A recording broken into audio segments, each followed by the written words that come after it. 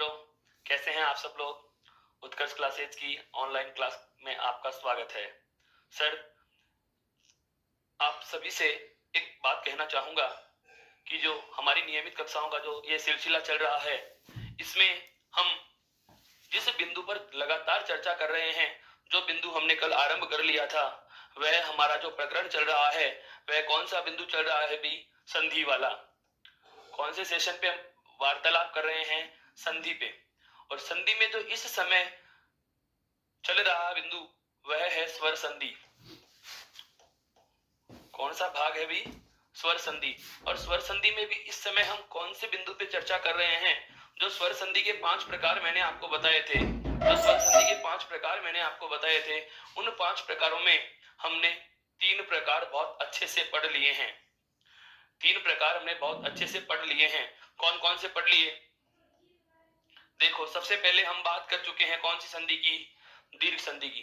सबसे पहले हम बात कर चुके हैं कौन सी संधि पर? दीर्घ संधि पे। उसके बाद इसका जो दूसरा प्रकार हम पढ़े, वह पढ़े कौन सा? गुण संधि।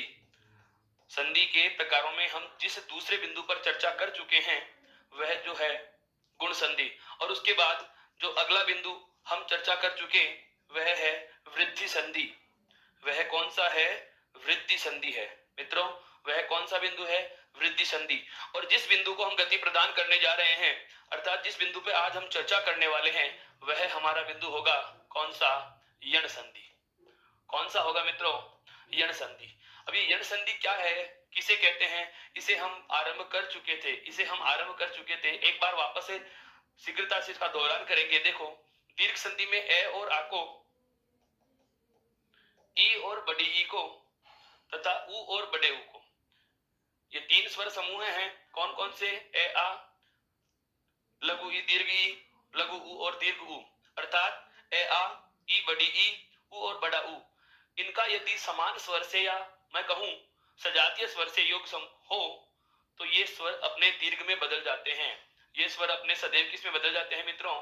दीर्घ स्वर में बदल जाते हैं। और जैसे ये दीर्घ स्वर में परिवर्तित होते हैं, अर्थात उसे ही नाम दिया जाता है कौन सा? दीर्घ स्वर संधि। उसे ही नाम क्या दिया जाता है? दीर्घ स्वर संधि। इसके ठीक बाद आता है नंबर किसका? गुण संधि का। जैसे मित्रों हमें पता है स्वर संधि की परिभाषा कहती है कि स्वर के साथ योग किसका होगा? स्वर का। अर्थात स्वर के साथ स्वर के योग से होने वाले बदलाव को नाम क्या देते हैं? संधि नाम देते हैं। तो जो दीर्घ संधि में है, ए और आ, ई और बड़ी ई और बड़ा उ, ये आपस में एक दूसरे के साथ योग करते हैं और दीर्घ में परिवर्तित हो जाते हैं। लेकिन परिभाषा यह कह रही है कि प्रत्येक स्वर के साथ योग करता है, यानी कि हर स्वर स्वयं के साथ साथ शेष रहे अन्य सभी स्वरों के साथ भी योग करेगा।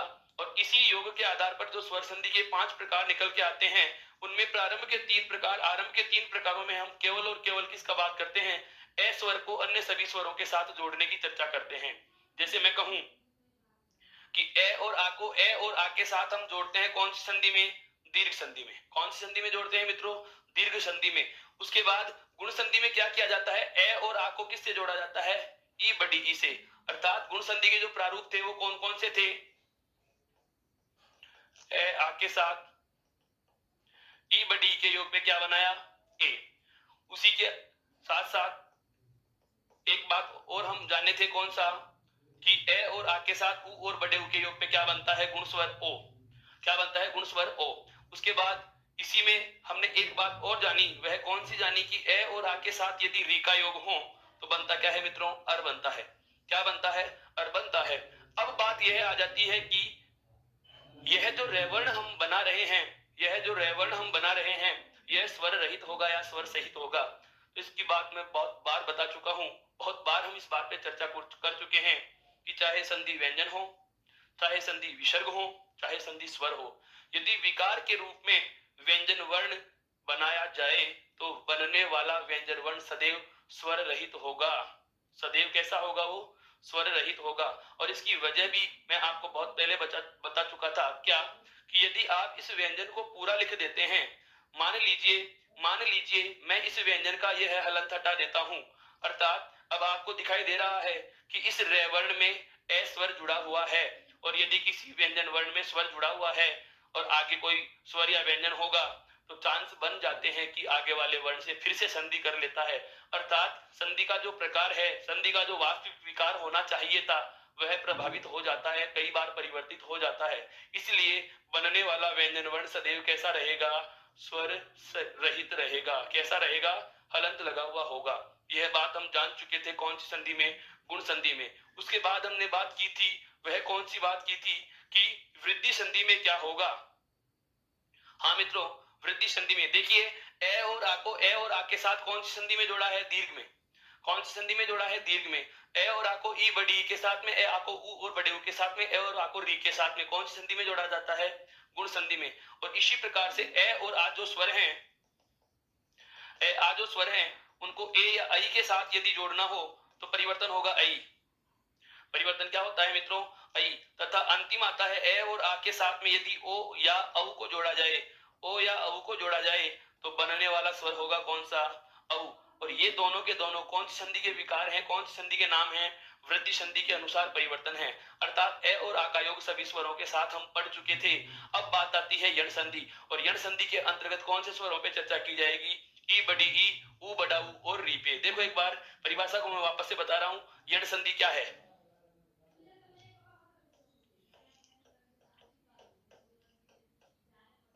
यण संधि, इस यण संधि की बात करें तो देखो, एक स्वर समूह है तो कौन सा है? ई बड़ी ई का।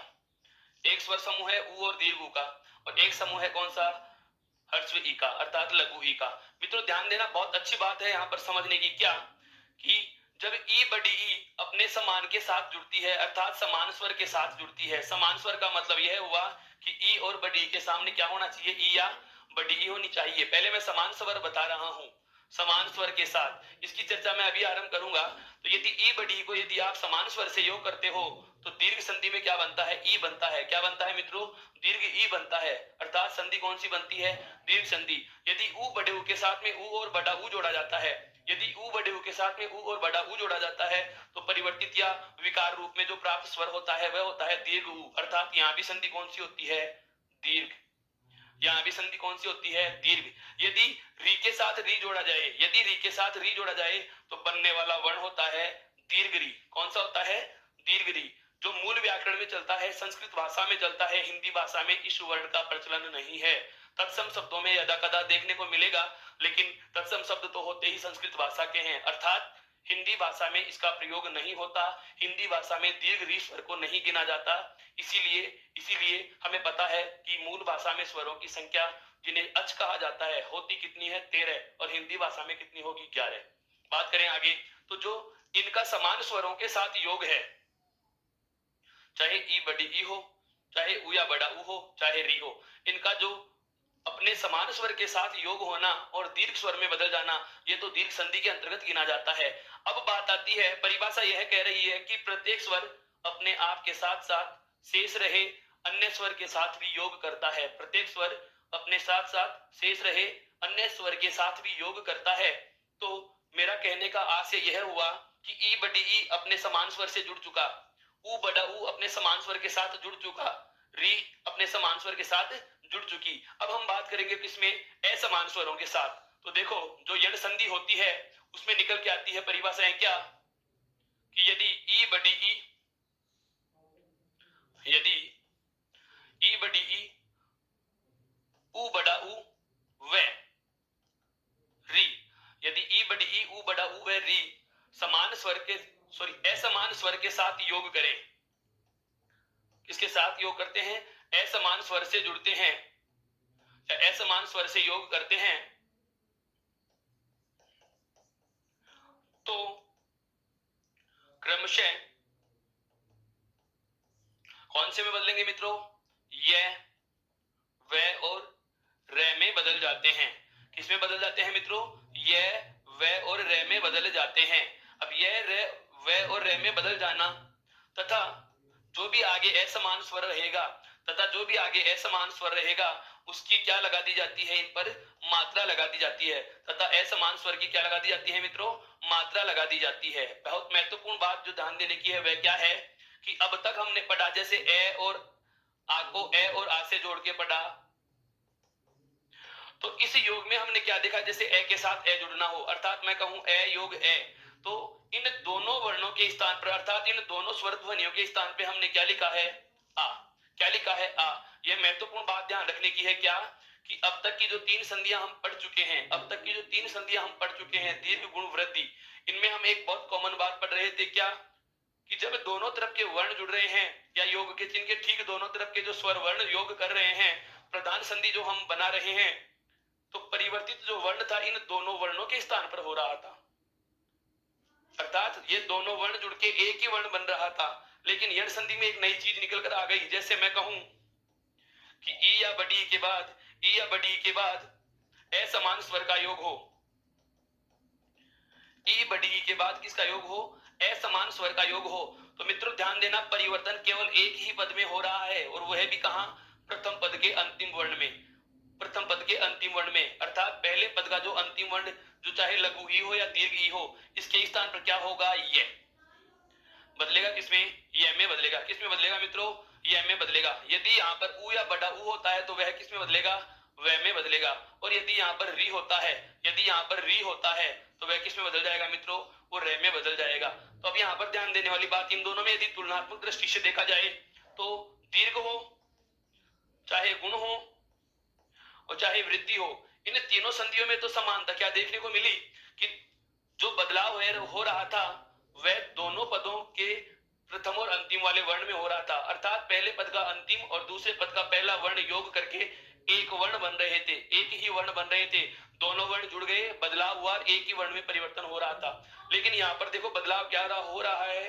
प्रथम पद का अंतिम वर्ण हमें प्राप्त हो रहा है और केवल उसी के स्थान पर बदलाव कर रहे हैं। जो आगे स्वर जुड़ा हुआ है वह स्वर वैसा का वैसा ही लिखा जाएगा। बचा हुआ या मैं कहूं दूसरे पद का जो प्रथम वर्ण जो असमान स्वर के रूप में आ रहा है वह वैसा का वैसा ही लिख दिया जाएगा। ध्यान देने वाली बात है यहाँ पर, बहुत अच्छे से इस चीज को समझना कि ये बनने वाला व्यंजन आधा होगा और जो असमान स्वर रहेगा उसकी हम क्या ले लेंगे? मात्रा। क्यों लेंगे? क्योंकि व्यंजन क्या है? स्वर रहित। और मैं आपको बहुत बार बताया हूं क्या कि यदि व्यंजन वर्ण स्वर रहित हो और आगे उसके स्वर लिखा हुआ है, यदि व्यंजन वर्ण स्वर रहित है और उसके आगे स्वर लिखा हुआ है तो उस स्वर को स्वतंत्र नहीं लिख के, उस स्वर को स्वतंत्र नहीं लिख के उस व्यंजन पर क्या लगा दी जाएगी? मात्रा लगा दी जाएगी। उसी वर्ण पर क्या लगा दी जाएगी मित्रों? मात्रा लगा दी जाएगी। यह बात हमें बहुत अच्छे से ध्यान रखनी है। तो यहां हमने क्या चीज जानी कि ई या बड़ी के साथ में क्या जुड़े? असमान स्वर जुड़े। क्या जुड़े? असमान स्वर। या फिर ऊ बड़े ऊ के साथ में क्या जुड़े? असमान स्वर। ऊ बड़े ऊ के साथ में क्या जुड़े?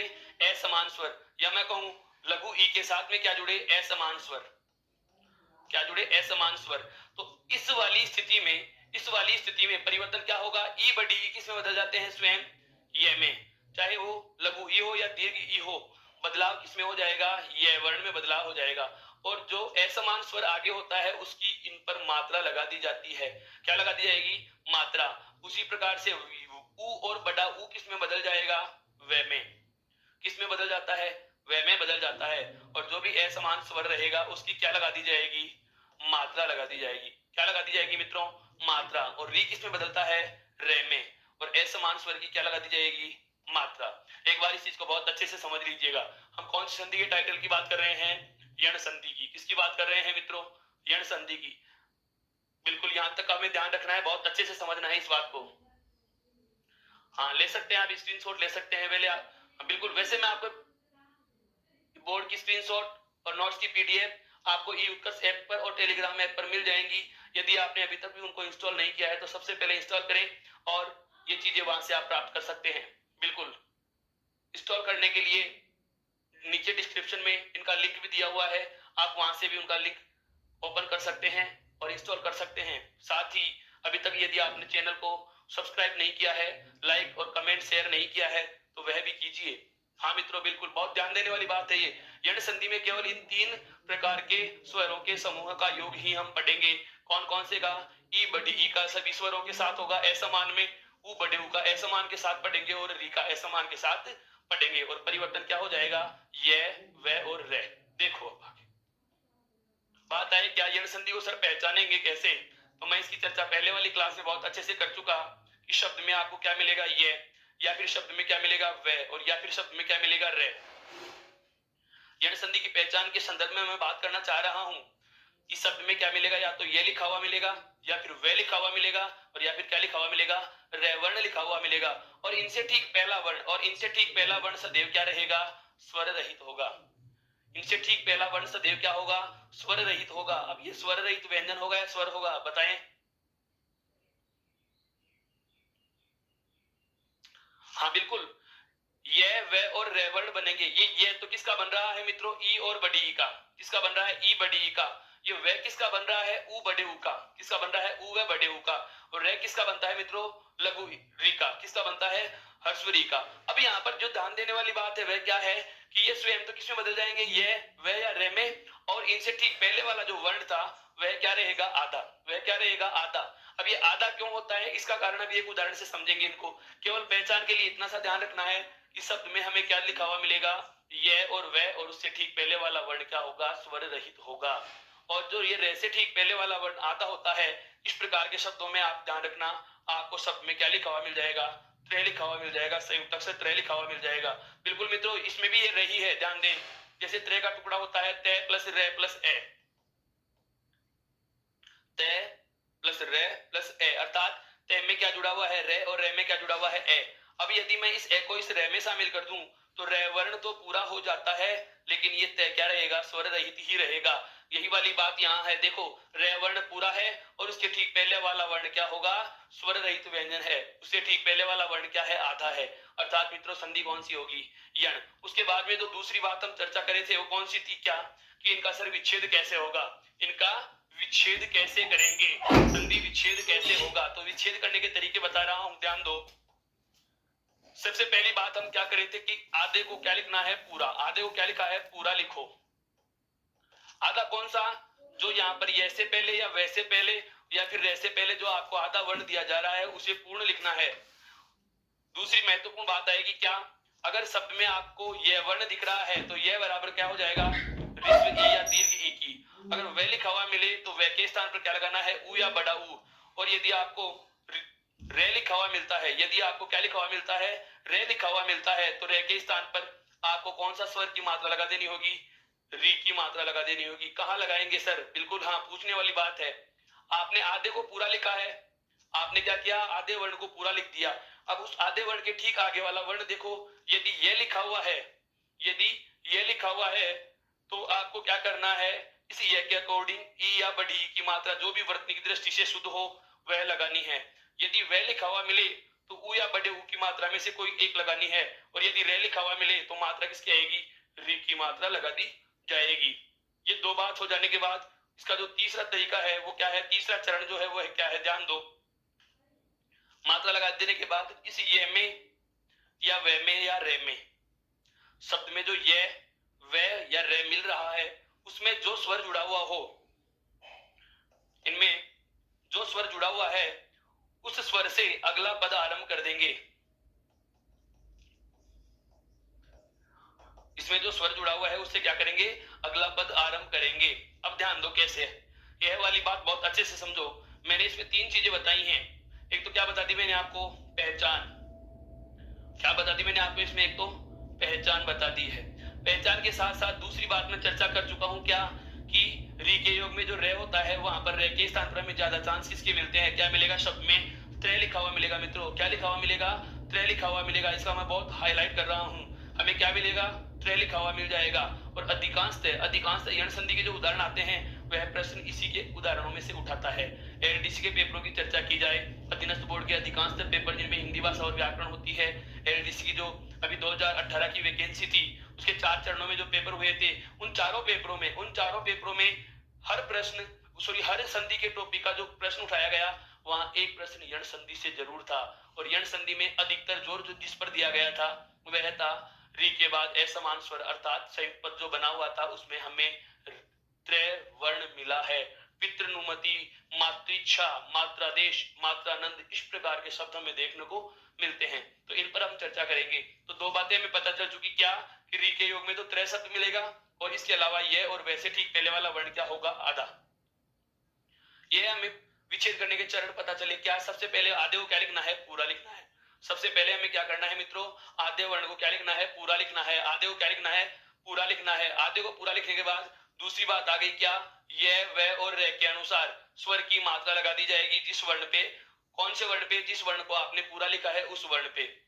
यदि आधे वर्ण से आगे यह लिखा हुआ होगा तो जिस वर्ण को आपने पूरा लिखा है उस वर्ण पे मात्रा किसकी आएगी, ऋस्व ई या दीर्घ ई की। यदि आधे वर्ण को जिस आपने जो पूरा लिखा है उसके ठीक अगले वाला वर्ण या उससे ठीक अगला वर्ण वह हो तो मात्रा आएगी ऊ या बड़ा ऊ। और यदि आधे के ठीक बाद वाला वर्ण रे हो तो मात्रा आएगी री की। अब आते हैं हम इसके उदाहरणों पे। देखो सबसे पहला जो सूत्र बनेगा वो किसका बनेगा, ई और बड़ी ई की। इसके बाद में योग कौन सा होगा, असमान स्वर का। इसके बाद में योग किसका होगा, असमान स्वर का। अर्थात मैं कहूं कि यदि ई बड़ी ई या मैं कहूं ह्रस्व ई और दीर्घ ई के बाद किसी असमान स्वर का योग होता है तो इन दोनों में से जो भी स्वर होगा, इन दोनों में से जो भी स्वर होगा वह अपने स्थान पर किस में बदल जाएगा, यह वर्ण में बदल जाएगा। किस में बदल जाएगा, यह वर्ण में बदल जाएगा। और जो भी असमान स्वर रहेगा उसकी क्या लगा दी जाएगी मित्रों, मात्रा लगा दी जाएगी। क्या लगा दी जाएगी, मात्रा लगा दी जाएगी। देखो एक उदाहरण से बात करते हैं हम। अध्यात्म, अध्यात्म। अब मुझे क्या पता इसका विच्छेद क्या होगा, इसमें संधि कौन सी है। दो ही प्रकार के प्रश्न होते हैं संधि में, मैं बार बार बता रहा हूं। समास और संधि इन दोनों बिंदुओं में केवल दो दो प्रकार के प्रश्न पूछे जाते हैं। पहला जो प्रश्न होता है वह समास में तो होता है समास के लक्षण और समास की पहचान का, और दूसरा होता है समास विग्रह का। संधि में केवल दो ही प्रकार के प्रश्न, या तो किसी शब्द में संधि का नाम पूछ लेता है, अब वह चाहे उदाहरण देके नाम पूछे या संधि का नाम देके उदाहरणों का विकल्प चयन करवाए। और दूसरे प्रकार का जो प्रश्न होता है वह क्या होता है कि हमें जो दिया हुआ शब्द होता है उसका सही संधि विच्छेद पूछ सकता है। दिया हुआ जो शब्द होता है उसका सही संधि विच्छेद पूछ सकता है। तो पहले प्रश्न का जवाब सुनिए। मैंने अभी आपको बताया क्या कि यदि यण संधि की पहचान करनी है तो शब्द में या तो देखना है यह, या फिर देखना है वह, और या फिर मिल जाएगा त्रय। तो यह और वैसे ठीक पहले वाला वर्ण, यह और वैसे ठीक पहले वाला वर्ण, ध्यान दो यहाँ पर मित्रों बहुत अच्छी बात है। यह और वैसे ठीक पहले वाला वर्ण यदि आधा हो, यह और वैसे ठीक पहले वाला वर्ण यदि आधा हो तो संधि कौन सी होगी, यण होगी। संधि कौन सी होगी मित्रों, यण होगी। देखिए एक बार तरीका कैसे होगा विच्छेद का तरीका। देखो मैंने अभी अभी आपको चरण बताए थे। क्या करना है, आधे को पूरा लिखो। सबसे पहले क्या करना है, हमें आधे को पूरा लिखना है। तो जैसे अध्यात्म में आधा क्या है, ध, तो ध को पूरा लिख दीजिएगा। ध को क्या करेंगे, पूरा लिख देंगे। उसके बाद दूसरा चरण जो दूसरा बिंदु था वह क्या था हमारा, देखो एक बार, यह होगा आगे वाला वर्ण तो ई या बड़ी में से कोई एक मात्रा आएगी। अगर आगे वाला वर्ण वह हो तो ऊ या बड़े ऊ की मात्रा में से कोई एक आएगी। और अगला वर्ण यदि रह हो तो मात्रा किसकी आएगी, री की मात्रा आएगी। अब हमारे शब्द में हम देखेंगे कि आगे वाला वर्ण क्या है, ये कौन सा है, ये, तो मात्रा किसकी आएगी, ई या बड़ी ई की। मात्रा किसकी आएगी, ई या बड़ी ई की। अब हमें पता है कि अधि उपसर्ग होता है, बिल्कुल अधि क्या है, एक उपसर्ग है। और अधिकांश वर्तनी का आपको ध्यान रखने के तरीके बता रहा हूं। वैसे वर्तनियां बार बार अभ्यास से सीखी जाती हैं। आप सब जो कठिन शब्द होते हैं उनको बार बार लिखने का प्रयास करें, बार बार लिखने का अभ्यास करें। तो इसी एक के अनुसार मात्रा किसकी आएगी, ई या बड़ी ई की। अब ई छोटी आएगी या बड़ी, तो ध्यान दो मित्रों यहाँ पर ध में जो ई की मात्रा आएगी वह कौन सी आएगी, ह्रस्व आएगी, लघु आएगी, छोटी आएगी। अगला जो चरण है विच्छेद का वह क्या है, देखिए कि यह वह और रे में जो जुड़ा हुआ स्वर था, यह वह और रे में जो जुड़ा हुआ स्वर था उससे हम क्या करेंगे, अगला पद आरंभ करेंगे। उससे हम क्या करेंगे, अगला पद आरंभ कर देंगे। और जो अगला पद आरंभ करेंगे तो देखो अगला पद कौन सा आएगा, ये में क्या जुड़ा हुआ है, आ। अर्थात वापस से देखिए शब्द को, अध्यात्म लिखा हुआ है, अध्यात्म। तो ये में क्या जुड़ा हुआ है, आ। अर्थात अगला पद किससे शुरू होगा, आ से। अगला पद किससे शुरू होगा, आ से। एक बार इसको बहुत गौर से समझ सकते हैं, अधि प्लस आत्म। अब यही रूप हमें बनाना हो तो संधि विच्छेद का तो पता चल चुका। अब हमें क्या चाहिए, मैंने आपको कल भी बताया था कि संधि करने के लिए प्रथम पद का अंतिम वर्ण हमें निकालना होगा। संधि करने के लिए प्रथम पद का अंतिम वर्ण निकालना होगा। और अंतिम वर्ण क्या है, यहाँ पे ध में जुड़ा हुआ ई। ये लो जी, हमने ईश्वर को बाहर निकाल लिया। अब क्या करेंगे हम, आगे वाला पद निकालेंगे और आगे वाले पद में भी क्या देखेंगे, इस अगले पद का प्रथम वर्ण क्या होगा। और मित्रों अगले पद का प्रथम वर्ण क्या दिया गया है हमें, आ। उसके बाद में तय और मैं। बहुत गौर से समझो इस चीज को। प्रथम पद का अंतिम वर्ण क्या है, ईश्वर। ये रहा प्रथम पद का जो अंतिम वर्ण है वो क्या है, ई की मात्रा है। तो हम जैसे ही इस ध वर्ण को स्वर रहित कर देंगे तो इसमें जुड़ा हुआ ईश्वर हमें बाहर लिखना होगा।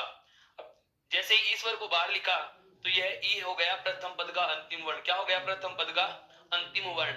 और जो दूसरे पद का पहला वर्ण है वह कौन सा है मित्रों, आ। अब ई के बाद असमान का योग हो रहा है, ईश्वर के बाद असमान का योग हो रहा है। और जब भी किसी स्वर के बाद, या मैं कहूं ई बड़ी ई ऊ बड़े ऊ और री के बाद असमान स्वर का योग हो तो ये किस में बदलेगा, स्वयं किस में बदलेगा, ये में। हाँ बिल्कुल, किस में बदल जाएगा, ये में। जैसे मैं कहूं ए ध और ई का बना दिया ये, आगे वाले स्वर की क्या लेंगे, मात्रा। क्या ली जाएगी, मात्रा। अब उसके बाद देखिए ए का तो ए रह जाएगा। अब ध वर्ण आधा है मित्रों, ध्यान देना, ध वर्ण क्या है, आधा। और उसके बाद में कोई स्वर नहीं है।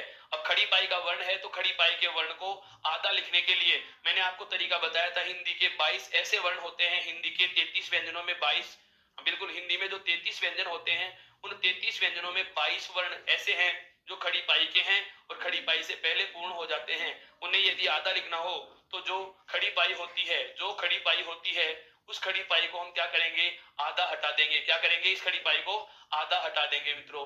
देखो अब यहाँ पर मैं देखो आधा लिख रहा हूं, ये लो जी, खड़ी पाई हटा के थे को आधा लिख दिया। उसके बाद ये वर्ण लिखा हुआ है, पता चला कि ये भी हलंत लगा हुआ है लेकिन आगे स्वर लिखा हुआ है। आगे क्या लिखा हुआ है मित्रों, स्वर लिखा हुआ है। और ये में जब आपकी मात्रा जोड़ेंगे तो क्या बनेगा, वर्ण या। क्या बन जाएगा, या। और आगे क्या लिखा हुआ है, तय और मैं। अर्थात अध्यात्म का जो वापस से हमारा शब्द प्राप्त हुआ है वह कौन सा प्राप्त हो गया, अध्यात्म प्राप्त हुआ।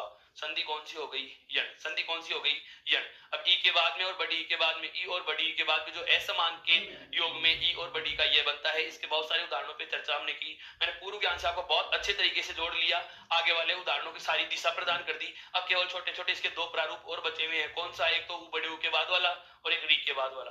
अब देखो ऊ और बड़े ऊ का योग क्या होगा। तो दूसरा फॉर्मेट है हमारा कौन सा, ऊ या बड़ा ऊ और उसके बाद योग किसका हो, असमान स्वर का।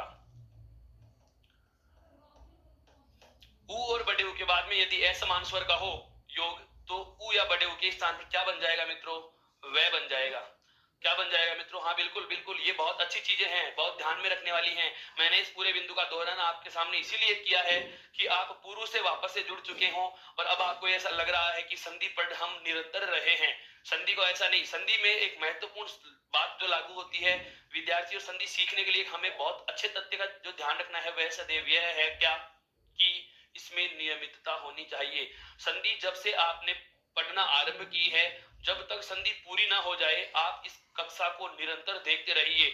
और यदि आप इसमें बीच में गैप ले लेते हैं या बीच का कोई भी भाग छोड़ देते हैं तो उसके पहले वाला तो हमें पता होता है लेकिन उससे आगे वाला हमें कुछ भी पता नहीं होगा। अर्थात निरंतर बने रहिए, लगातार लाइक करते रहिए, कमेंट करते रहिए। हाँ बिल्कुल, आपके सभी सवालों के जवाब आपको दिए जाएंगे।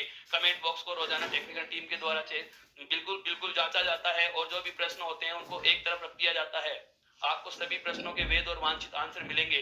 बिल्कुल भरोसा बनाए रखें। अभी तक आपने, हाँ बिल्कुल, नोटिफिकेशन भी मिलेंगे, नोटिफिकेशन मिलेंगे। आप चैनल को सब्सक्राइब करें, उसके पास वाले बेल आइकन को प्रेस कीजिए, आपको नए वीडियोस के लिंक भी मिलेंगे और नोटिफिकेशन भी मिलेंगे। हाँ मित्रों, आगे बात बिल्कुल बिल्कुल ध्यान देने वाली बात है क्या, कि ऊ और बड़े ऊ के बाद असमान स्वर का योग हो तो यह स्वयं किसमें बदल जाएगा, वे में। और जो भी आगे असमान स्वर रहेगा उसकी क्या लगा लेंगे मित्रों, मात्रा। क्या लगा दी जाएगी, मात्रा लगा दी जाएगी। तरीका वही, पहचानेंगे कैसे, वैसे पहले आधा वर्ण होगा और आधा को पूरा लिख करके हम इसका विच्छेद आरंभ कर लेंगे। देखो कैसे, एक उदाहरण लूं, जैसे शब्द है मनवंतर। बहुत अच्छे शब्द लिख रहा हूं, बोर्ड पर लिखा एक भी शब्द आपको मिस नहीं करना है। ये बहुत अच्छी चीज बता रहा हूं, इसीलिए मैं बोर्ड की स्लाइडें चेंज कर रहा हूं, मिटा नहीं रहा। क्यों, ताकि आपको टेलीग्राम ऐप के माध्यम से इसकी सारी पीडीएफ मिल सके। बिल्कुल इसकी सारी पीडीएफ मिल सके। क्यों, बोर्ड पे जो लिख दिया 80% पेपर आपको इसी में से मिल जाएगा। क्योंकि ये सारी चीजें वो हैं जो एनसीईआरटी बेसिस हैं, एनसीईआरटी को पूरा आधार बना करके हम पढ़ रहे हैं। हम किसी गाइड की बात नहीं करेंगे, किसी नोट्स की बात नहीं करेंगे, हम उस चीज की बात करेंगे जो तथ्य कह रहा है, मूल भाव जो कहता है बिंदु का, मूल भूमिका जो कहती है बिंदु की, उसकी चर्चा कर रहा हूं, वह समझिए। शब्द आ गया कौन सा? मनवंतर। शब्द कौन सा आ गया? मनवंतर। पहला प्रश्न, सर संधि कौन सी होगी, पहचानेंगे कैसे? तो मैंने तरीका बताया मित्रों कि यण संधि की पहचान यदि करनी हो, यण संधि की पहचान यदि करनी हो तो हमें क्या ध्यान देना है कि शब्द में यह या वह या फिर त्रय, यह और वह से पहले वाला वर्ण क्या होना चाहिए मित्रों? आधा। यह और वैसे पहले वाला वर्ण क्या होना चाहिए मित्रों? आधा। अब हमें वैसे पहले आधा दिख रहा है, दिख रहा है तो आप क्या करो, सबसे पहले विच्छेद का तरीका अपनाओ। विच्छेद का तरीका क्या? तो जरा बिल्कुल आप ही बताएं, मुझे नहीं पता, मैं बता चुका हूं आपको मित्रों। अब अपने दिमाग पे जोर डालिए, सिंहावलोकन कीजिए कि अभी अभी हमने क्या पढ़ा। हाँ बिल्कुल, आपका दिमाग ऑर्डर देने की योग्यताएं रखता है। यदि आप मनोयोग से पढ़ोगे तो इन सब चीजों को मैं बता चुका हूं। बिल्कुल, स्वर संधि को मैं एक बोर्ड का जो चार्ट हमने पिछली क्लास में पढ़ा था वहां मेरी तरफ से सारी चीजें हो चुकी थी, लेकिन ये उदाहरण वगैरह हम इसलिए करते हैं कि मुख्य मुख्य उदाहरण आपकी नजरों के सामने बार बार आते रहें और आप उनको थोड़ा फोकस ज्यादा करें, ताकि परीक्षा में आपको किसी प्रकार की असुविधा का सामना न करना पड़े। देखो, जो आधा वर्ण है उसे क्या लिखना है? पूरा। तो यहाँ पर न आधा है तो मैं का तो लिख दिया मैं, और न वर्ण है, इस न वर्ण को पूरा लिख दिया। यहां तक कोई दिक्कत नहीं है। अब आगे कौन सा वर्ण आ गया? वह। दूसरा चरण क्या कहता है कि पहला तो हो गया आधे को पूरा लिखो, लिख दिया। दूसरा चरण क्या कहता है? दूसरा सोपान क्या कहता है? दूसरा पद क्या आता है विच्छेद का? कि यदि आधे वर्ण के ठीक बाद यह होता है, यदि आधे वर्ण के ठीक बाद यह होता है तो स्वर कौन सा आएगा? लघु या दीर्घ ई में से कोई एक। और यदि आधे वर्ण के ठीक बाद वह होता है तो स्वर कौन सा आ जाएगा? बिल्कुल लघु ऊ या दीर्घ ऊ में से कोई एक। अब हमें यह ध्यान रखना है कि यहाँ पर लघु आएगा या दीर्घ आएगा। तो मित्रों यहाँ पर आता है कौन सा? लघु। मनु प्लस ए में क्या जुड़ा हुआ है? हाँ बिल्कुल, योग का चिन्ह लगा दिया। ए में क्या, वे में क्या जुड़ा हुआ है? क्यों? क्योंकि तीसरा सोपान क्या था? तीसरा चरण क्या था कि यह वे और रे में जो भी स्वर जुड़ा हुआ है उससे अगला पद आरंभ कर देंगे। तो वैसे वे में क्या जुड़ा हुआ है? ए, अर्थात अगला पद क्या हो जाएगा? ए। उसके बाद में है न, तय और रे, अर्थात मनु प्लस अंतर। मनवंतर का शाब्दिक संधि विच्छेद हम कहें, या मनवंतर शब्द का संधि विच्छेद जो किया हमने वह क्या किया? मनु योग अंतर, मनु धन अंतर। अब देखो मनु प्लस अंतर का आगे थोड़ा सा और विच्छेद करते हैं। हमें क्या निकालना है? प्रथम पद का अंतिम वर्ण, क्योंकि हम जानते हैं संधि कहाँ होती है? प्रथम पद के अंतिम वर्ण में और दूसरे पद के पहले वर्ण में। इन दोनों में ही योग होगा, इन दोनों में क्या होता है? योग होगा। और इन दोनों में योग होकर के कोई बदलाव हो, इन दोनों में योग होकर के कोई बदलाव हो तो उस बदलाव का नाम ही क्या होता है मित्रों? संधि। तो देखो बदलाव क्या होता है, यह चीज हमें जाननी है। यह चीज हम जानेंगे तो हम इसको लिखेंगे मैं और न को जैसे ही आप स्वर रहित करोगे तो न में जुड़ा हुआ लघु ऊ बाहर आ जाएगा। यह मैंने कैसे लिखा? प्रथम पद का अंतिम वर्ण मुझे अलग चाहिए था, तो प्रथम पद का अंतिम वर्ण क्या है मित्रों? न में जुड़ा हुआ ऊ, न में जुड़ी हुई लघु ऊ की मात्रा। तो न को जैसे आप स्वर रहित करोगे तो इसमें जुड़ा हुआ ऊ बाहर आ जाएगा। यहां तक कोई दिक्कत नहीं। उसके आगे क्या लिखा हुआ है मित्रों? देखो यहां पर है दूसरे पद का पहला वर्ण ए। दूसरे पद का पहला वर्ण क्या है मित्रों? ए वर्ण लिखा हुआ है। और उसके आगे क्या है? न, त और रे। यह मैंने इसलिए लिख दिया क्योंकि मुझे दूसरे पद का प्रथम वर्ण भी चाहिए था। तो दूसरे पद का पहला वर्ण और प्रथम पद का अंतिम वर्ण, इनमें योग होकर के क्या होगा? बदलाव होगा। अब हमें ये क्या दिख रहा है कि ऊ के बाद असमान स्वर का योग हो रहा है। अर्थात मेरा कहने का आशय यह है, यण संधि में ई बड़ी ई, ऊ बड़ा ऊ और री, इनके बाद असमान का योग हो तो ऊ अपने स्थान पर किस में बदल जाता है? वे में। किस में बदल जाएगा मित्रों? वे वर्ण में बदल जाएगा। ऊ किस में बदल जाएगा? वे वर्ण में बदल जाएगा। और इससे पहले का ऐसे कि ऐसे लिख देंगे जैसे मैं और न। ऊ का बना लिया क्या है मित्रों? वे। और आगे क्या लिखा हुआ है? अंतर का अंतर। इन सबको जोड़ो। देखो मैं वर्ण का तो मैं वर्ण आएगा। अब न व्यंजन है, न व्यंजन है। बिल्कुल आपका एक सवाल था कि सर ये आधा क्यों होता है? ये आधा क्यों होता है? यण संधि में ये वे और रे से पहले वाला वर्ण आधा ही क्यों होता है? इसको पूरा क्यों नहीं किया जा सकता? वो तथ्य बता रहा हूँ, कारण बता रहा हूँ। ऐसे नहीं है कि कोई रटी रटाई शॉर्ट ट्रिक्स है, इनके कोई लॉजिक है, ऐसा नहीं है। ध्यान दे लेना, हर एक चीज जो आपको समझने में ज्यादा आसान करती है वह होता है हर एक बिंदु का मूल भाव। और मैं आपको हर एक बिंदु का मूल भाव बता रहा हूँ ये कोई ट्रिक्स नहीं है कि आपको कह दिया जाए कि ऐसे पहले वाला अक्षर आधा होता है तो यण संधि कर दो। क्यों कर दे, क्यों माने, आधा ही क्यों होता है? यदि आपको उस कारण का पता नहीं है तो केवल आप रटने के सिवाय किसी विकल्प का चयन नहीं कर सकते। और हमें रटना नहीं है, समझना है कि ये आधा ही क्यों आता है। कारण समझो,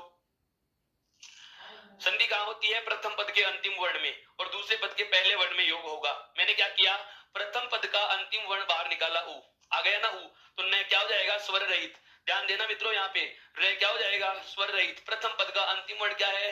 उ। उ को जैसे मैंने बाहर निकाला तो ये न वर्ण क्या हो गया? स्वर रहित हो गया।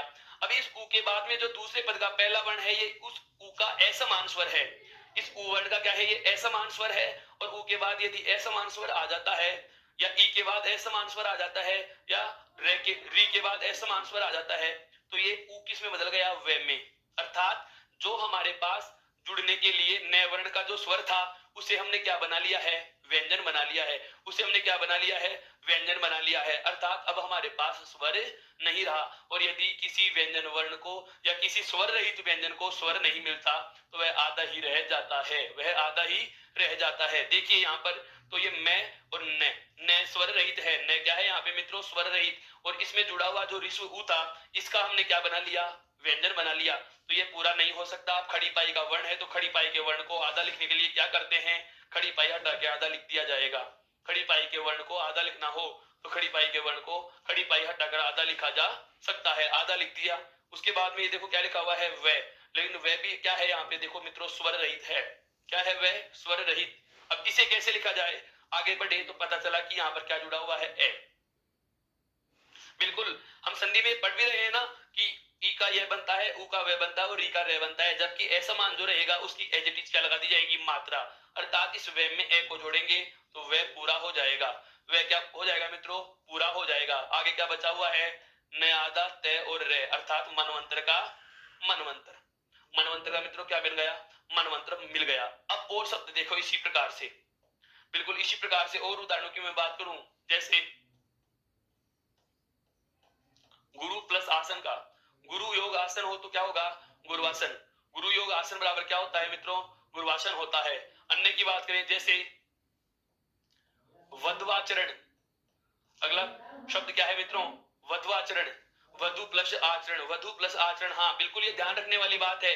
अगर आप वर्तनी की अशुद्धि करोगे, यदि आप शब्द में पढ़ने में या लिखने में अशुद्धि करोगे तो निश्चित रूप से आपका प्रश्न गलत होगा। और संधि और समास तथा उपसर्ग और प्रत्यय, यह चारों बिंदु अगर बहुत ध्यान से पढ़ लिए, इनमें शब्द का परिवर्तित रूप क्या होता है, विकारी रूप कौन सा होता है, बदला हुआ रूप कौन सा होता है, यदि यह हमें बहुत अच्छे से आता है तो शब्द शुद्धि का बहुत ज्यादा भाग इन्हीं चारों बिंदुओं से निकल कर आता है। देखो आगे, वधुआचरण, वधु में ऊ बड़ा आता है, वधु में ऊ क्या आएगा? दीर्घ आएगा। ऊ की मात्रा दीर्घ आती है, ध्यान देना। और शब्द में लिख रहा हूं, बिल्कुल स्वल्प। एक शब्द आता है स्वागत। सु प्लस आगत बराबर क्या होता है? स्वागत होता है मित्रों। क्या होता है? स्वागत। हाँ बिल्कुल, ध्यान देने वाली बातें हैं ये। अन्वय, ये अनुपसर्ग का उदाहरण है। अनु प्लस अय, अनु प्लस अय। हाँ बिल्कुल, अनुपसर्ग के योग में अनु प्लस अय, अन्वय। हाँ एक आता है अन्वित, अन्वित। अनु प्लस इत बराबर क्या होगा? अन्वित होगा। क्या होगा? अन्वित होगा। बिल्कुल हाँ। एक आता है अन्वीक्षण, अनु प्लस ईक्षण, अन्वीक्षण। एक आता है अन्वीक्षा, एक क्या आता है मित्रों? अन्वीक्षा। अनु प्लस इच्छा, अनु प्लस इच्छा। इन सब चीजों को ध्यान में रखते हुए हम बात करें तो इन सब में जो एक कॉमन बात, एक जो सामान्य बात, जो समान बात हमें देखने को मिल रही है, वह क्या है कि सभी वर्ण, सभी पदों में हमें वह वर्ण मिल रहा है। ये रहा वह, वह सभी में मिल रहा है। दूसरी महत्वपूर्ण बात जो हमें पहचान की तरफ लेकर जाती है, वह क्या मिल रही है? देखो, वैसे पहले यहाँ रहे आधा, वैसे पहले थे आधा। हाँ बिल्कुल, वैसे पहले से आधा, वैसे पहले से आधा है, वैसे पहले न आधा है, वैसे पहले न आधा है, वैसे पहले न आधा है, वैसे पहले न आधा है। अर्थात हम क्या कह सकते हैं कि यण संधि में निश्चित रूप से यह और वैसे ठीक पहले वाला वर्ण क्या होता है? आधा ही होता है, आधा ही होता है। मैं बात को बोल रहा हूं कि एक शब्द पे गौर करना, आधा ही होता है। आधा होता है और आधा ही होता है, इन दोनों बातों में भी बहुत अलग अंतर होता है। बिल्कुल बिल्कुल, एक एक पद जो मैं बोल रहा हूं आप उस चीज को भी सुनिए। बहुत बार क्या होता है कि कक्षा में हमारा पढ़ा हुआ जो लिखा हुआ बोर्ड पर था वो है, या हमारी कॉपी में जो हम लिख रहे हैं नोट्स के रूप में हम जो नोट्स बनाते हैं वहां से प्रश्न नहीं मिलता, और जो व्याख्यान प्रस्तुत किया जाता है सरिया मैडम के द्वारा, उस सरिया मैडम के द्वारा किए गए व्याख्यान की जो सुनी हुई बात होती है वह हमारे सही विकल्प का चयन का कारण बन जाती है। इसीलिए बता रहा हूं, एक एक शब्द को बहुत गौर से सुनिए। सारी बातें बोर्ड पर लिखकर बताई नहीं जा सकती, सभी बातें नोट्स के रूप में उपलब्ध भी नहीं करवाई जा सकती। व्याख्यान जो होता है उसका अभिव्यक्तिकरण जो होता है, उसका प्रस्तुतिकरण जो होता है, उसका विश्लेषण जो होता है, मैं मौखिक कर रहा हूं और बहुत बारीकी से कर रहा हूं, बहुत अच्छे से कर रहा हूं, बार बार दोहराते हुए कर रहा हूं। क्या कि यह और वह वर्ण से ठीक पहला जो व्यंजन हमें आधा मिलता है उसका कारण क्या होता है मित्रों? उसका कारण अभी हम यहाँ देखे थे क्या कि न में जो जुड़ा हुआ स्वर है उ, या फिर यहाँ पर होता यह, तो यहाँ पर क्या होता ई। तो जो स्वर जुड़ा हुआ था उसको तो हम क्या बना लेते हैं व्यंजन, अर्थात इस न वर्ण में से जो स्वर था उसे हम व्यंजन बना दिए। तो इस न में जुड़ा हुआ जो स्वर है व्यंजन में परिवर्तित हो जाने के कारण इस न को अब कोई स्वर नहीं मिल रहा। अतः अतः यह वर्ण क्या हो जाता है आधा। यह और वह पूरे कैसे हो जाते हैं? क्योंकि यहाँ पर असमान निश्चित रूप से कोई ना कोई स्वर होगा, तभी तो ये यण संधि बनेगी। अगर ऊ के बाद में इधर कोई असमान स्वर ही नहीं आएगा तो यण संधि भी नहीं बनेगी। तो ये जो ई उ या री का जो वर्ण बन रहा है क्रम से यह वह और रे, यह पूरा होता है आगे वाले वर्ण के कारण, आगे वाले स्वर के कारण। और इनसे ठीक पहले वाला वर्ण आधा इसलिए हो जाता है कि ई उ और री का जो समूह है वह स्वयं क्रम से यह वह और रे अर्थात व्यंजन में बदल जाता है। अतः इन्हें स्वर नहीं मिल पाता और ये आधे ही रह जाते हैं। बहुत अच्छे से समझ में आ गया होगा मित्रों। एक बार आप इसका स्क्रीनशॉट ले सकते हैं आराम से। बिल्कुल आगे बढ़ते हैं। देखो ऊ के बाद में आता है नंबर किसका? तीसरा फॉर्मेट। इसका जो तीसरा फॉर्मेट है वह क्या है मित्रों? देखो री, कौन सा? लघु री है। और उसके बाद योग किसका पढ़ना है मित्रों? असमान स्वर का। री के बाद योग किसका हो? असमान स्वर का। अब यहाँ भी एक बहुत ध्यान देने वाली बात है, ई बड़ी ई ऊ बड़े ऊ में तो क्या होता है ये और वैसे ठीक पहले वाला वर्ण आधा। अब री के योग में हमें जब संधि पढ़ने को मिलेगी तो यहाँ पर जो उदाहरण आएंगे उसमें मैं बार बार कह रहा हूँ वास्तविकता तो यही होती है कि रे वर्ण से पहला वर्ण आधा होता है, लेकिन हमें रे वर्ण का जो प्रयोग है वो एक संयुक्त अक्षर के रूप में मिलता है। वो कैसे मिलता है? देखो मैं इतना सा कह दूंगा, इसकी पहचान में अलग से लिख देंगे। क्या पहचान? और इसकी पहचान में क्या लिख रहा हूं गौर से समझना इस बात को। क्या कि जब री स्वर का योग हो, जब री स्वर का योग होता है, जब री स्वर का योग होता है तो पहचान में अर्थात हमें शब्द में क्या मिलेगा? त्रय। शब्द में क्या मिलेगा मित्रों? त्रय लिखा हुआ मिलेगा। शब्द में क्या लिखा हुआ मिलेगा? त्रय लिखा हुआ मिलेगा। या मैं कहूं कि जब भी आपको कोई शब्द में त्रय लिखा हुआ मिले और आप उस शब्द का वहीं से संधि विच्छेद कर रहे हो, वहीं से आप उसका संधि विच्छेद कर रहे हो, तो समझ लेना योग किसका हो रहा है? री का असमान से। योग किसका हो रहा है? री का असमान से। क्यों? जैसे आपको इस प्रकार का कोई शब्द मिल जाता है, जैसे आपको इस प्रकार का कोई शब्द मिल जाता है जिसमें आपको क्या देखने को मिलता है मित्रों? त्रय मिलता है। जिसमें आपको क्या मिलता है? त्रय मिलता है। तो समझ लेना योग किसका हो रहा है? री का हो रहा है। योग किसका हो रहा है? री का हो रहा है। हाँ बिल्कुल है। उदाहरण से समझो इस बात को, उदाहरण से समझेंगे इस बात को। देखो एक बार मित्रों,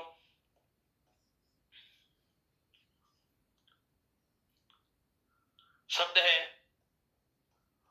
मात्रादेश। शब्द क्या है मित्रों? मात्रादेश। हाँ, अब इसका विच्छेद करने से पहले तरीका समझो कि मैंने त्रय क्यों कहा। मैंने त्रय क्यों कहा? जबकि वास्तविकता तो यही है कि इसमें भी रेवर्ण है और रेवर्ण से पहला क्या है? आधा। इसमें हमें शब्द में देखिए सबसे पहले पहचान की बात करें तो शब्द में त्रय मिल रहा है। क्या मिल रहा है मित्रों? त्रय मिल रहा है। और त्रय भी कौन से स्वर के साथ में मिला हुआ है? ए के साथ मिल रहा है। अर्थात यहाँ पर क्या लिखा हुआ है? त्रा। क्या लिखा हुआ है? त्रा लिखा हुआ है। अब त्रय हमें पता है एक संयुक्त अक्षर होता है। क्या होता है? संयुक्त अक्षर होता है। संयुक्त अक्षर किसे कहा जाता है?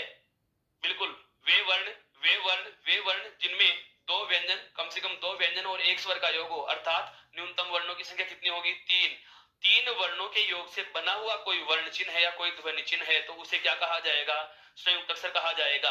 और यहाँ पर भी देखिए तीन वर्ण चिन्ह मिलेंगे, या मैं कहूं तीन ध्वनियों को योग करके एक नई ध्वनि बनाई गई है। क्या होता है इसका विच्छेद? पहले त्रय का समझो। त्रय बराबर होता है तय, उसके बाद में रे, और उसके बाद में क्या आता है? ए। क्या आता है? ए। अब हमारे शब्द में क्या लिखा हुआ है? त्रा, अर्थात अंतिम स्वर क्या हो जाएगा? आ। जैसे मैं इसका विच्छेद लिखूंगा तय योग रे योग आ। कई बार यह विकल्प नहीं देता और क्या करता है, इस अंतिम रे वर्ण में स्वर को शामिल कर दिया जाए तो यहाँ पर क्या बन जाएगा, रे में आ जुड़ जाएगा तो क्या बन जाएगा, रा, और पहले वाला तय आधा ही रहेगा। अब एक बात बताएं आप मुझे मित्रों, शब्द में हमें क्या मिल रहा है, त्रा, और जैसे इसका विच्छेद किया तो हमें पता चल गया कि रे से पहले वाला वर्ण क्या है, आधा। तो संधि की पहचान कंफर्म हो चुकी है कि यण संधि को कैसे पहचानेंगे, री के योग में क्या मिलेगा, त्रे, और त्रे का मतलब हो गया कि रे में तो स्वर जुड़ा हुआ है और रे से पहले वाला वर्ण क्या है, आधा। यहाँ पर देखो रे में तो आगे वाला आ जुड़ा हुआ है तो रे से पहले वाला वर्ण क्या है, आधा है। अब आती है सर बात, क्या संधि विच्छेद कैसे होगा, इस प्रकार के पदों को हम संधि विच्छेद कैसे करेंगे। तो संधि विच्छेद का मित्रों वही तरीका जो हम बहुत पहले से चर्चा में ले रखे हैं, क्या कि आधे को पूरा लिखो, तो आधा यहाँ पर क्या है, रे से पहले वाला वर्ण तय। तो विच्छेद कैसे होगा, यहाँ पर क्या लिखूंगा मैं, मां, और उसके बाद में है क्या, तय, उसके बाद में क्या है, तय, तय को पूरा लिख दिया। अब यदि आगे ध्यान दीजिएगा, आधे वर्ण के बाद यदि यहां यह होता तो मात्रा किसकी आती, ई या बड़ी की। यदि यहाँ वह होता तो मात्रा किसकी आती, ऊ या बड़े ऊ की। यदि यहाँ पर रह है तो मात्रा किसकी आएगी मित्रों, री की। और आपको पता है री की मात्रा कैसे लगाई जाती है, नीचे घुंडी की तरह री की मात्रा लगा दी, यह वह या रह के अनुसार मात्रा लगा देंगे। उसके बाद बचे हुए स्वर से इसमें क्या बचा हुआ है, रे में आ जुड़ा हुआ है, अर्थात बचे हुए स्वर से रे में जो आ जुड़ा हुआ है, इस बचे हुए स्वर से हम क्या करेंगे मित्रों, आगे वाला पद आरंभ कर लेंगे। और आगे वाला पद आरंभ करेंगे तो हम कह सकते हैं मातृ प्लस आ, और आगे बाद में क्या लिखा हुआ है, दे और शे, अर्थात मातृ प्लस आदेश, मातृ प्लस आदेश, इस शब्द का यह क्या है, संधि विच्छेद होगा। अब वापस से इसी पद को हम प्राप्त करना चाहें तो मैं यह लिख सकता हूं कि नहीं, कि मुझे क्या चाहिए, प्रथम पद का अंतिम वर्ण चाहिए और मुझे क्या चाहिए, दूसरे पद का पहला वर्ण चाहिए। क्यों, क्योंकि होती संधि कहां है, प्रथम पद के अंतिम वर्ण में और दूसरे पद के पहले वर्ण में संधि होती है। देखो क्या हम इसको ऐसे नहीं लिख सकते, मां और तय को हलंत करें तो यहां पर क्या निकल के आए, री, क्या निकल के आए मित्रों, री निकल के आएगा। और इसके बाद में इधर क्या लिखा हुआ है, आ, और आगे बाद में क्या लिखा हुआ है, देश, आगे बाद में क्या लिखा हुआ है मित्रों, देश लिखा हुआ है। अब इस शब्द का जैसे देखो मां का तो मां, उसके बाद में तय को जैसे स्वर रहित किया तो री, जो इसमें जुड़ा हुआ री स्वर था उसको बाहर लिख दिया। दूसरे पद का पहला वर्ण क्या है, आ, और उसके बाद में क्या जुड़ा हुआ है, देश। अब पता चल रहा है मैं क्या, कि री के बाद में आ क्या रहा है, असमान स्वर, री के बाद में आ रहा, बिल्कुल री के बाद में आ का आना क्या है, असमान का आ जाना। और जब री के बाद में असमान स्वर आए तो री स्वयं किसमें बदल जाएगा मित्रों, रे में। अब यहां से ध्यान देने वाली बात आ जाती है, री को किसमें बदल देंगे मित्रों, रे में बदल देंगे, किसमें बदल देंगे, रे में बदल देंगे। और इसके आगे वाले वर्ण की क्या लगा दी जाएगी, मात्रा, आगे वाले वर्ण की क्या लगा दी जाएगी, मात्रा। और इसके ठीक पहले क्या लिखा हुआ है, इसके ठीक पहले क्या लिखा हुआ है मित्रों, मां, और मां के बाद क्या लिखा हुआ है मित्रों, तय, मां के बाद क्या लिखा हुआ है, तय आधा, ये बिल्कुल तय आधा लिखा हुआ है, री का बना लिया रे, आ का आ, और आगे अंत में क्या जोड़ा हुआ है, देश, आगे अंत में क्या जोड़ा हुआ है मित्रों, देश जोड़ा हुआ है। ये लो जी, देश का देश लिख दिया। यहां तक की बात समझ में आई गई इसकी,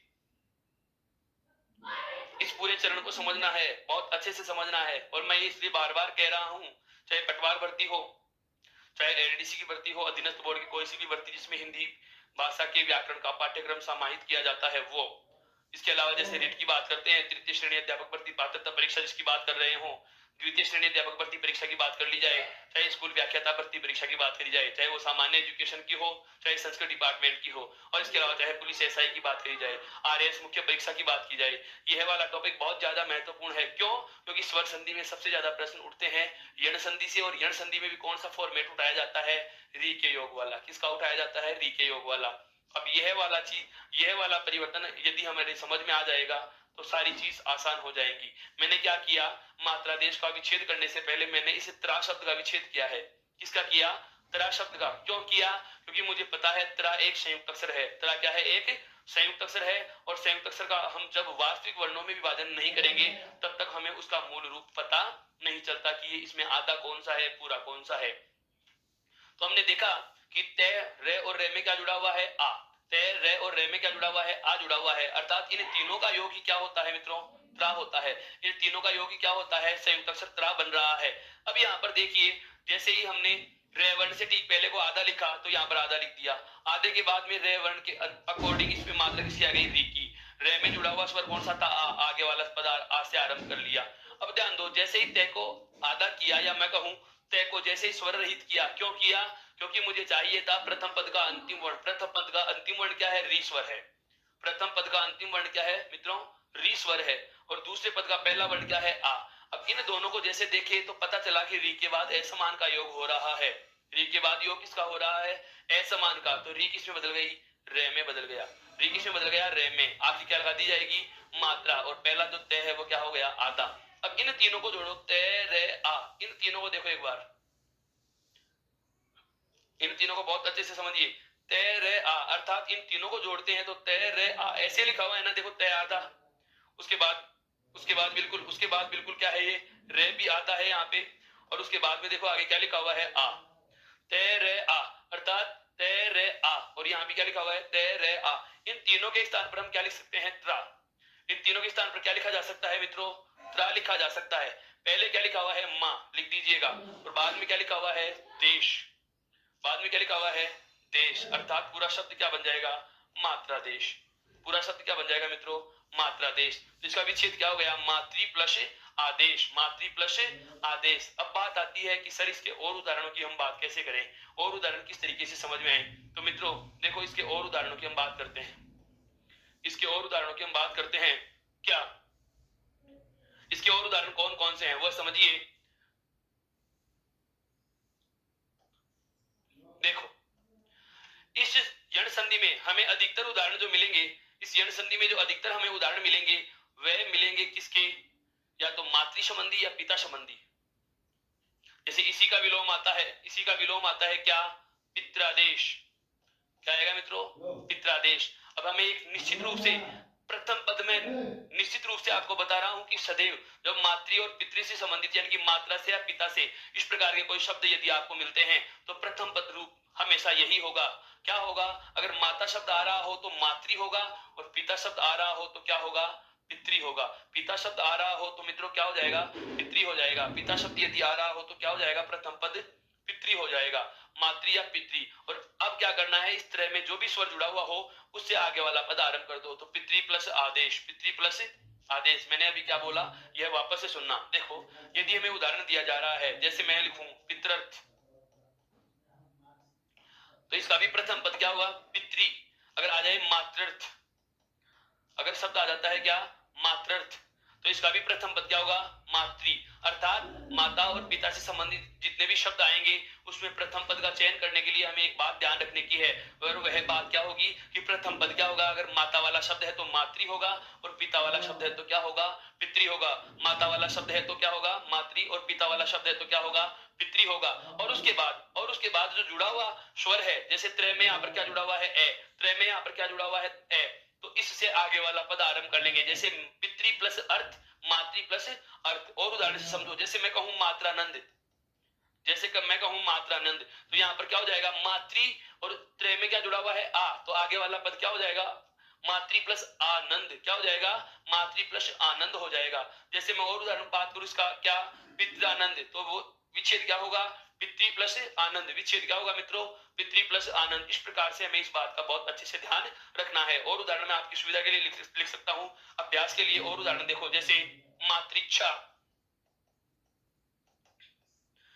या आ जाए पितृच्छा। मातृच्छा या पितृच्छा, बिल्कुल बिल्कुल, हाँ। मातृपदेश, मातृपदेश।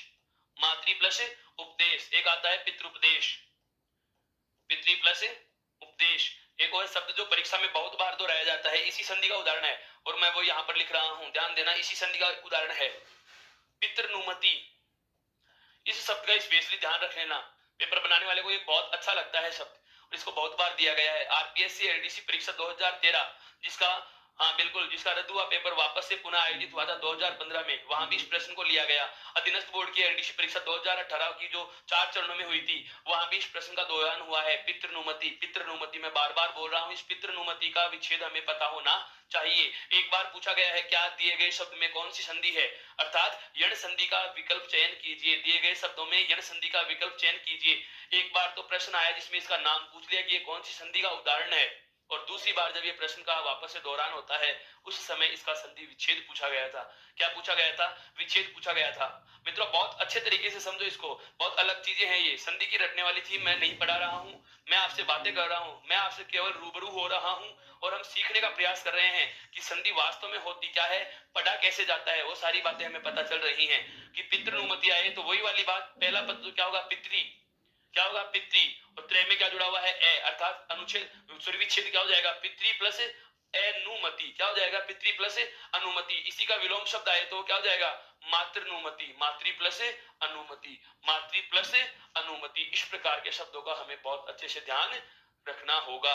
यह बात आप बहुत अच्छे से समझ चुके होंगे कि यण संधि क्या होती है। एक बार मैं 2 मिनट के लिए पूरी चीज को वापस से दोहराना चाहूंगा।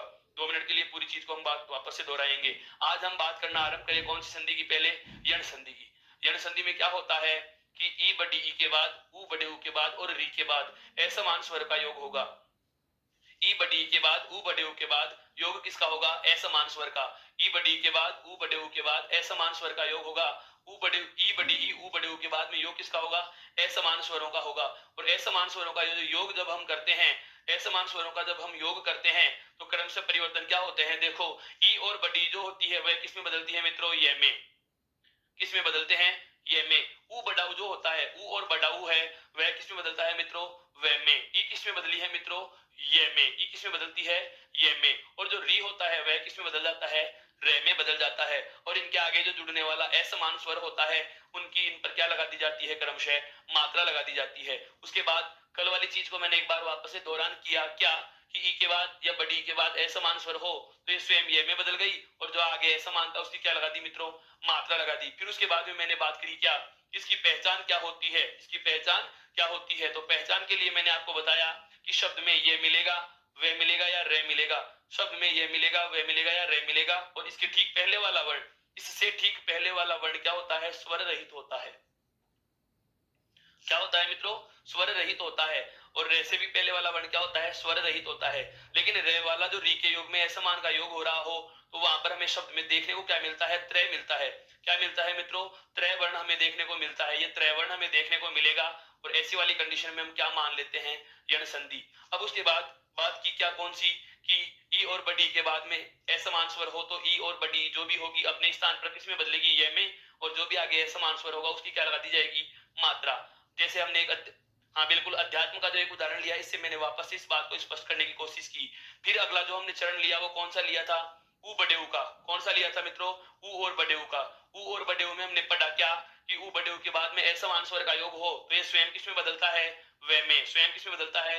वे में। और जो भी असमान होगा उसकी क्या लगा दी जाएगी? मात्रा। क्या लगा दी जाएगी? मात्रा लगा दी जाएगी।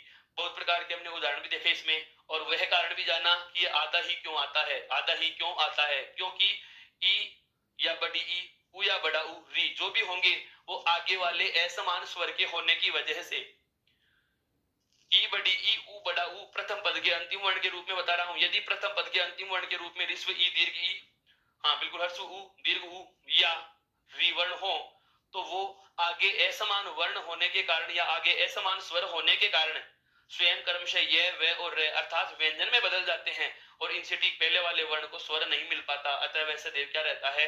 स्वर रहित रहता है, आधा रहता है। उसके बाद अंतिम में हमने देखा कौन सा? री के योग में असमान स्वर और विकार रूप में क्या हमारे पास आता है? रे परिवर्तन होकर आता है। क्या बदल के आता है? रे बनता है। और आगे असमान स्वर जो भी होता है उसकी क्या लगा दी जाती है मित्रों? मात्रा लगा दी जाती है। क्या लगा दी जाती है?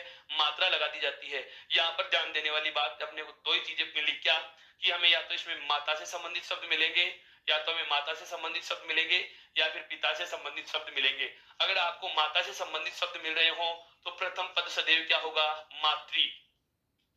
क्या होगा मित्रों? मातृ। और यदि पिता से संबंधित शब्द मिल रहे हो तो प्रथम पद सदैव क्या लिखना है? पितृ लिखना है। क्या लिखना है? पितृ लिखना है। अब ये दो चीजें लिखने के बाद क्या करना है? अगला पद आरंभ करना है। क्या करना है? अगला पद आरंभ करना है। और अगला पद सदैव आरंभ किससे होगा? जो त्रय वर्ण होता है, जो त्रय वर्ण होता है, इस त्रय वर्ण में जो भी स्वर जुड़ा हुआ हो उससे आप आगे वाला पद आरंभ करोगे। उससे आप आगे वाला पद आरंभ करोगे। जैसे मातृ प्लस उपदेश, पितृ प्लस उपदेश, पितृ प्लस इच्छा, मातृ प्लस इच्छा। इस प्रकार से आप इस चीज को बहुत अच्छे से समझ सकते हो। बिल्कुल समझ में आ गया मित्रों? बहुत अच्छे से समझ में आ गया। हाँ, आप इसका स्क्रीनशॉट ले सकते हैं ताकि हम आगे बढ़े। फिर से ध्यान दो एक बार।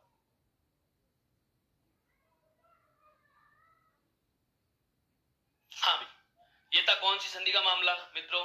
यण संधि का। कौन सी संधि का मामला था? यण संधि का।